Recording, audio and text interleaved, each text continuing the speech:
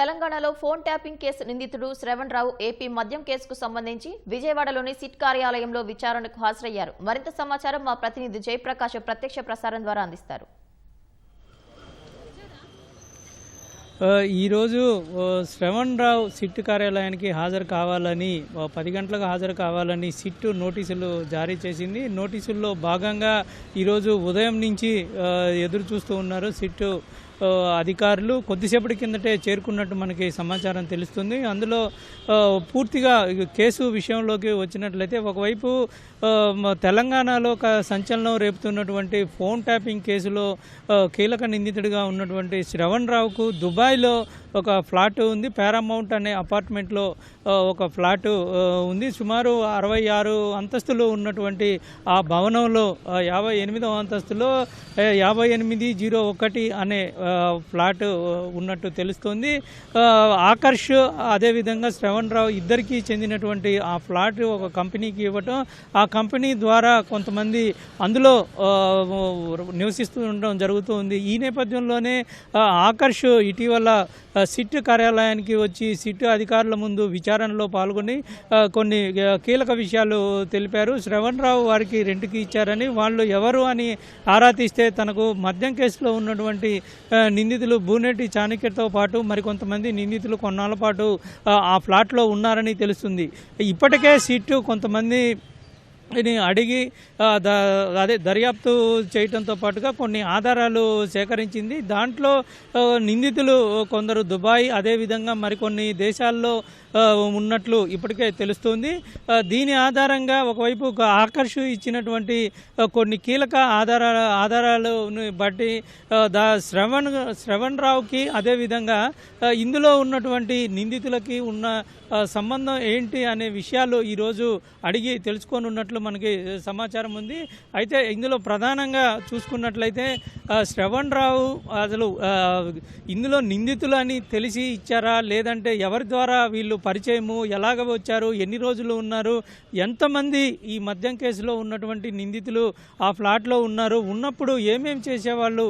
ఎందుకంటే ఇప్పటి వరకు ఉన్నటువంటి సిట్ డేటా ప్రకారం చూసినట్లయితే అందులో కొంత ఒక డెన్ లాగా ఏర్పాటు చేసుకొని అక్కడ డేటాను పెట్టుకొని అక్కడి నుంచే కొంతమందికి ఫోన్లు చేసేవాళ్ళని చెప్తూ ఉన్నారు. దానికి సంబంధించి ఆధారాలు కూడా సేకరించామని సిట్ అధికారులు చెప్తూ ఉన్నారు.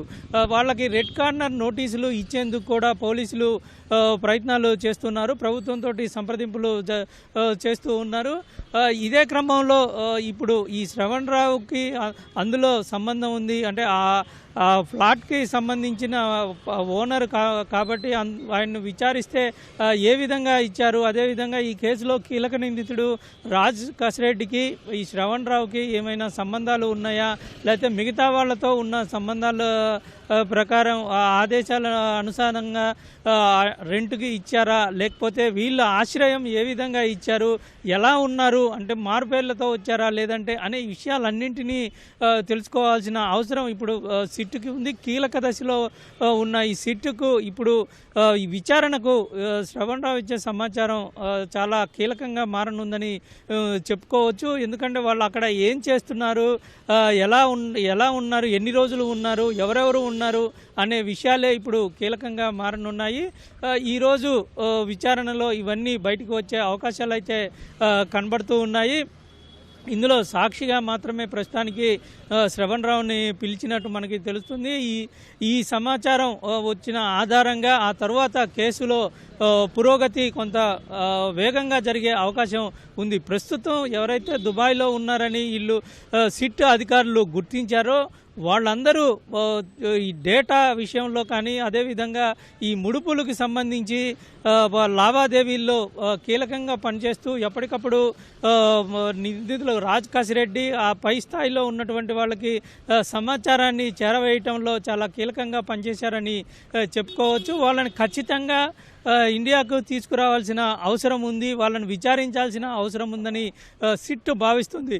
ఇప్పటి వరకు అందరి మీద ఎల్ఓసీలు మాత్రమే జారీ చేశారు. ఇప్పుడు కొందరిపైన రెడ్ కార్నర్ నోటీసులు ఇంటర్పోల్ ద్వారా ఇచ్చేందుకు సిద్ధమవుతున్నట్టు తెలుస్తుంది. ఈ కేసులో ఎంత తీవ్రత అంటే ఈ కేసులో ఎంత కీలకంగా వాళ్ళు ఉన్నారనేది మనకి అర్థమవుతుంది. ప్రస్తుతం ఈరోజు జరిగే విచారణలో శ్రవణ్ రావు ఇచ్చే సమాచారం మేరకు కొంత ఒక దర్యాప్తు కీలకంగా ఉంటుంది. దాంతోపాటు ఆధారాలు కూడా మరిన్ని ఆధారాలు లభించే అవకాశాలు అయితే కనబడుతూ ఉన్నాయి. కెమెరామెన్ శేషుతో జయప్రకాష్, ఈటీవీ న్యూస్, విజయవాడ. ధన్యవాదాలు జయప్రకాష్.